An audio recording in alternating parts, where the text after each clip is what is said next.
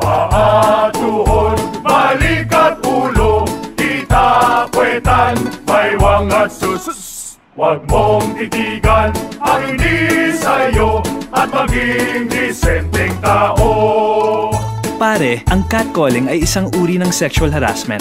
Di biro ang sexual harassment at di nakakamacho ang pang-aabuso. Isang paalala mula sa Philippine Commission on Women. Chong, chong, chong, chong, pasipol-sipol, mga manong sa labas. Magtigil at gumalang, kaya ikaw sara bibig, kundi maganda ang lalabas. Pare, ang catcalling ay isang uri ng sexual harassment. Di biro ang sexual harassment at di nakakamacho ang pang-aabuso. Kaya ikaw sara bibig, kundi maganda ang lalabas. Isang paalala mula sa Philippine Commission on Women. Ang sumit-sit ay pang-mang-mang, ang sumipol ay pang-hunghang.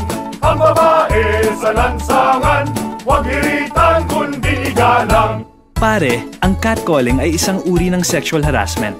Di biro ang sexual harassment at di nakakamacho ang pang-aabuso.